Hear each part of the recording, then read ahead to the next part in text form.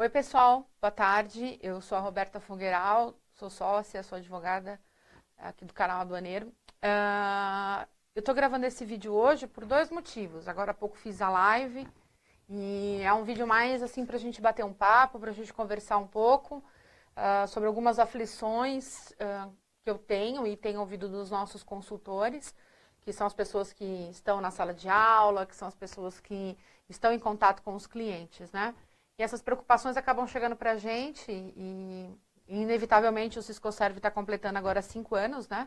Agora amanhã é o aniversário do Siscoserve e acho que tem algumas coisas que a gente precisa conversar, né? Sobretudo sobre algumas dificuldades que alguns agentes de carga vêm colocando, né?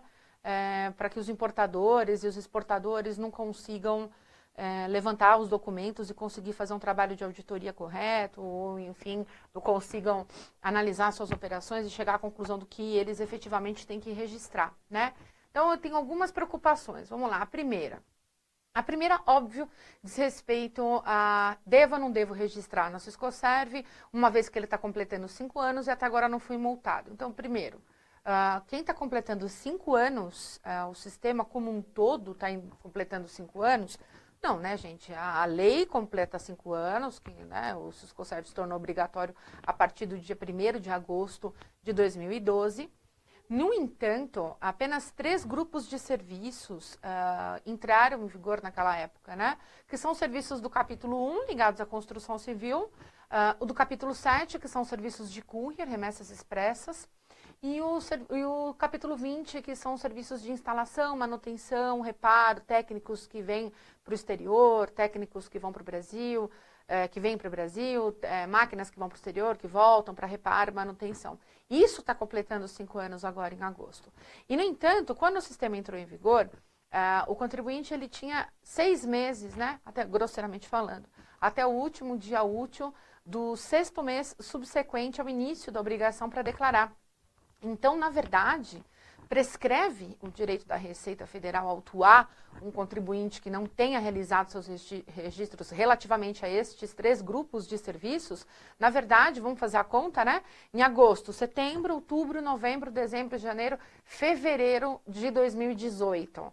Então, assim, a gente ainda tem 6 meses pela frente que o prazo prescricional para a Receita Federal pode impedi-la, né, de autuar. E, honestamente falando, que eu acho que isso não vai acontecer, já que a gente está numa fase de meta, de arrecadação, né, a gente precisa, o dinheiro precisa entrar no caixa, ou ele vai entrar no caixa pela produção, ou ele vai entrar no caixa pela fiscalização, né? Então, a Receita Federal tem mecanismos extremamente sofisticados para cruzamento de dados, sejam eles ligados à própria contabilidade, à parte fiscal da empresa, sejam eles ligados aos próprios mecanismos de controle do Banco Central, que, ao contrário do que muita gente pensa, embora não faça um controle, né, ele não significa que ele não esteja observando e que ele não acione quem ele acha que ele tem que acionar em caso de operações suspeitas, como COAF, Polícia Federal, Receita Federal, enfim, né? Então, esse é o primeiro ponto do motivo de eu estar gravando essa live hoje com vocês. É falar desses 5 anos, é falar, claro, que a gente tem que declarar. Recentemente, o TRF3, Tribunal Regional Federal da Terceira Região, São Paulo, acabou julgando procedente, né, a questão das multas do Siscoserve. Então, assim, na verdade, ele julga como legal a multa e, claro, que ainda muitas discussões surgirão relativamente ao quantum da multa, né, se 1.500 por mês por registro, mas isso do TRF3 julgar, né, uma liminar que tinha dado, né, o direito de não ser multado por ter descumprido obrigação acessória. Veja que loucura entrar com mandado de segurança com pedido de liminar para não ser multado por uma obrigação que você deveria declarar. É uma coisa meio surreal. Mas naquela época, foi concedido esse direito de não ser multado, né, esse contribuinte. E recentemente, até foi notícia do jornal Valor Econômico aqui em São Paulo, uma coisa que nós já havíamos adiantado há uns 15, 20 dias, e na semana passada o Valor Econômico reiterou na notícia, dizendo que sim, o TRF3 considerou as multas relativas aos registros do Siscoserve como válida, né? Então, assim, se você me pergunta, devo declarar isso no sistema? Está completando 5 anos? Não, não completou 5 anos, não está prescrito. Prescreve o primeiro bloco só em fevereiro de 2018 e depois desse julgamento como procedente, né, considerando as multas como legais, eu acho que a empresa não tem muito o que pensar, né? Eu acho que talvez o que ela tenha que pensar é como ela vai cumprir, né? Se ela vai fazer uma interface com os sistemas que ela já possua dentro da empresa, que tipo de interface de regra de negócio que o sistema vai aplicar, se ela auditou de fato os processos, se ela não vai, de repente, confessar no Ciscoserve que ela vende serviço para os quais ela nunca emitiu nota, ou que ela fecha câmbio numa natureza equivocada e, portanto, não recolhe CID, não recolhe piscofins, enfim. Então, eu acho que a questão é como vou cumprir essa obrigação.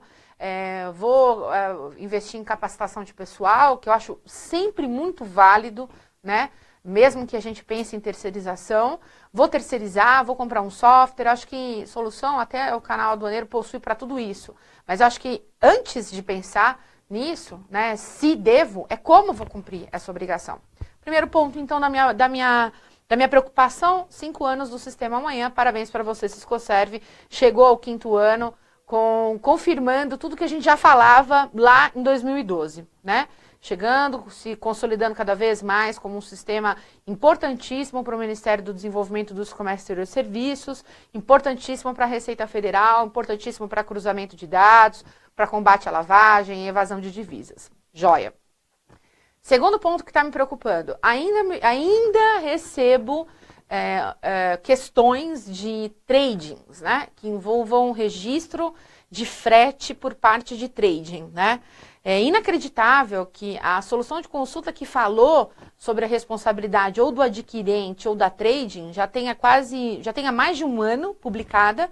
E mesmo antes da publicação dessa solução de consulta, nós já afirmávamos de quem é essa responsabilidade, mas ainda é inacreditável a quantidade de trades que ainda estão registrando operações, né, fazendo registros de frete no Ciscoserve, de operações que elas não deveriam estar registrando, que são as operações por conta e ordem, né?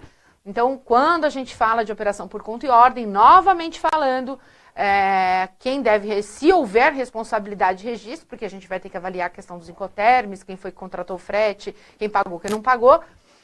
Se houver alguma responsabilidade, pessoal, essa responsabilidade é do adquirente, tá?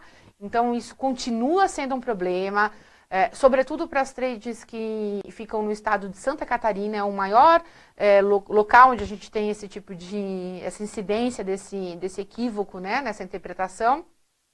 E é interessante que no estado do Espírito Santo isso nem foi aventado, né? Operações lá ligadas a trading, conta e ordem, quem está registrando é o adquirente e vamos que vamos. Mas em Santa Catarina ainda a gente tem uma propagação desse equívoco. E ainda relacionado ao estado de Santa Catarina, especificamente, um estado que eu tenho um grande carinho, acho que até por conta das excelentes parcerias, né? A minha segunda casa é a Advança de Corretora lá, né, em Itajaí. Um abraço para o Leandro, para a Leila, para a Daniela, para o Adilson, que são pessoas que nos acolheram, né, no Espírito Santo, em Santa Catarina, e realmente acreditaram no trabalho do canal, mas também pela proximidade com que a gente lida com os estudantes da própria graduação. Então, belíssimas parcerias, como as parcerias que nós temos com a Univale, com a Univille, com a Unoesc, né, e que buscando, né, levar para esses alunos da graduação um conteúdo um pouco mais prático, né? E como eu tenho essa proximidade com Santa Catarina, a gente acaba tendo muito cliente, né, importador, exportador, trade, enfim. E é de lá também que vem uma propagação de um erro que não deveria estar acontecendo, que é o registro do frete em 2 moedas, né? E isso acontece, pessoal, pela complexidade dos documentos encaminhados por alguns agentes de carga, né? E foi a chamada da minha live e é o meu terceiro ponto, né? O que eu faço para registrar um processo no Ciscoserve quando o meu agente de carga não me entrega os documentos corretamente? Então, vamos lá. Eu tenho a questão de registrar frete em 2 moedas. Por quê? Porque eu recebo um recibo onde eu tenho alguns valores relativos a frete declarados em moeda estrangeira, ótimo, moeda do negócio, e zilhões de taxas com siglas indecifráveis que não estão no conhecimento de embarque e que o agente né? Nós sabemos, muitas vezes falam, isso aí é uma despesa da origem e tal. E a gente sabe que não é uma despesa da origem, né, pessoal? A gente sabe que em muitos casos isso é o serviço do agente de carga para o qual ele deveria ter emitido nota fiscal e ele não emite. E aí, pessoal, isso já se linka um pouco com algumas intimações por parte da Receita Federal, que nós atendemos, né, de clientes da gente aqui, onde a Receita Federal pede que o importador e o exportador apresentem os documentos do agente de carga. E é claro, né, pessoal, porque a Receita quer entender o que de fato é frete e compõe a base de cálculo dos impostos que incidem sobre a importação e o que não é e há sonegação de ISS por parte de um agente de carga que não emite nota fiscal. Então, assim, quem quiser, pessoal, a gente é muito acusado aqui no canal de inventar intimação, né? Inventar dor de cabeça com a Receita. Quem quiser, pode me escrever, o meu e-mail é super difícil, né? É roberta@canaladuaneiro.com.br. Eu tenho o maior prazer de mandar para vocês o que a gente tem de informações, obviamente preservando a identidade dos clientes. Mas eu acredito que se você puder enxergar, né, essa intimação e olhar lá que a Receita vem pedindo que esses importadores apresentem documentos, eu acho que dá para entender um pouco do nível de detalhamento e do que efetivamente a Receita Federal quer quando ela fala em cruzamento de dados, né? É lógico, quando ela fala em cruzamento de dados, ela tem um objetivo de entender, por exemplo, se um importador está adulterando a base de cálculo dos impostos que incidem sobre a importação e mudando o valor do frete, né? Ou se ele, por exemplo, na qualidade de tomador de serviço, deveria fazer algumas retenções que não está fazendo, né? Então, aí, a gente tem problema para os dois lados, é um bombardeio de problemas, não é só... A gente não está discutindo mais somente se os registros estão sendo realizados, né? A gente tá discutindo agora a qualidade desses registros. Então, assim, não existe, né, registro de frete em duas moedas, né, nesse sentido. Pode ser que o negócio tenha sido versado em duas moedas, o que é bem raro, mas não é incomum, não é impossível, né? Mas no que se vê via de regra é um importador tendo um custo absurdo com terceirização, com software, com, enfim, com N soluções aí, registrando duplicado aquilo que ele não deveria estar registrando, porque ele deveria estar registrando somente os valores do frete. E no fim ele está considerando todas aquelas taxas para as quais o agente de carga deveria ter emitido nota fiscal como frete também. Então, esse é um segundo ponto. Primeiro ponto, 5 aninhos para o Siscoserve. Segundo ponto, registro de trade versus adquirente, que acaba se desdobrando nessa questão do registro em duas moedas, que é o meu terceiro ponto. E aí, pessoal, o que eu faço quando o meu agente de carga, o que eu faço como importador, como exportador, quando o meu agente de carga não libera o conhecimento de transporte para mim, né? Quando ele se nega a apresentar o conhecimento de transporte, o ADI. Bom, os intervenientes do comércio exterior, e neles os agentes de carga, os despachantes aduaneiros, os importadores, os exportadores, eles precisam manter arquivo disso durante 5 anos.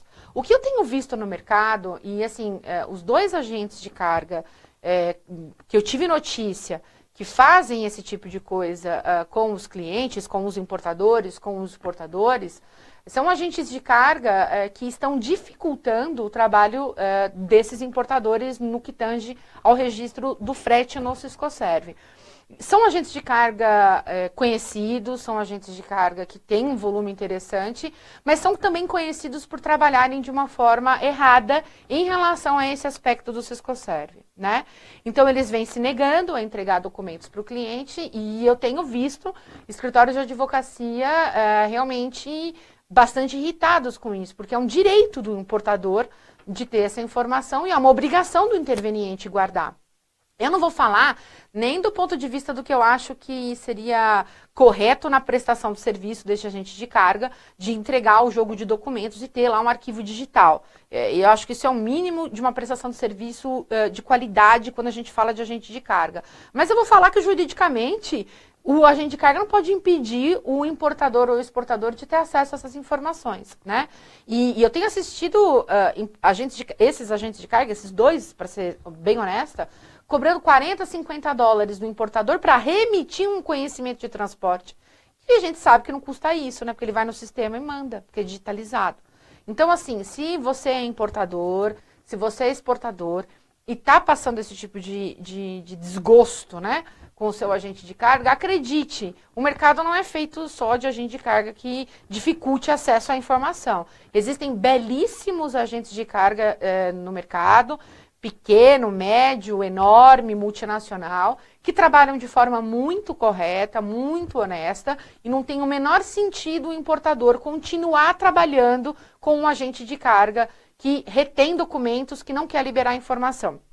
Eu quero acreditar que o agente de carga está fazendo isso porque para ele deve ser difícil achar lá no arquivo digital dele o número do ADI, o número do BL lá, do AWB, e reenviar por e-mail para o cliente. Eu quero acreditar que seja só essa dificuldade, para não acreditar que esse agente de carga está forçando esse cliente a registrar com um agente, ou que não quer abrir quais são essas outras despesas em reais para as quais ele deveria ter emitido nota fiscal, que foi o objeto da minha segunda preocupação, tá? Então, pessoal, vamos acordar, as intimações estão cada vez mais frequentes, né? Toda semana a gente é procurado para o cliente aqui intimado, uma atrás da outra, sempre relacionado à entrega de documentos, à comprovação de operações, né? A gente já tem notícia de um escritório de advocacia em São Paulo que foi autuado por não declarar, 9 processos atrasados. Isso rendeu para ele R$42 mil de multa no pagamento espontâneo, né? Então, assim, isso já está acontecendo. Eu sugiro que, se você é importador, é exportador, se você é um agente de carga precisando registrar o seu profit share, se você é um emissor de conhecimentos de transporte, se você atua nesse mercado, eu acho que você precisa começar a encarar, né, esses registros no sistema, além do cumprimento da obrigação. Nós não estamos mais diante de um cenário onde registrar é o grande problema do negócio. Registrar é o menor dos problemas do negócio, né? Mas estar compliance, tomar cuidado com o fechamento de câmbio, agente de carga fecha câmbio muito errado, né? Poucas são as corretoras que entendem do câmbio concomitante ou simultâneo, simbólico, ele tem vários nomes, é conhecido com vários nomes aí no mercado. Então, pessoal, a minha dica, né, comemorem os 5 anos do Siscoserve amanhã, mas comemorem agindo, né, para regularizar esses registros, agindo para corrigir esses processos e naquilo que o canal aduaneiro puder ser útil para a nossa audiência aí, para os nossos colegas no Facebook, no YouTube, para onde vai subir esse vídeo, por favor, não deixe de contar pra gente as suas dúvidas, os seus problemas e de repente a gente conseguir indicar para vocês aí a melhor solução. Eu vou repetir o meu e-mail é roberta@canaladuaneiro.com.br. Eu vou ter o maior prazer de receber as suas dúvidas e vou fazer de tudo para responder o maior número de dúvidas possível, ok? Boa tarde para vocês, boa segunda-feira e como diz o Adilson, nosso professor lá de Santa Catarina, bom Siscoserve para vocês. Até a próxima, pessoal!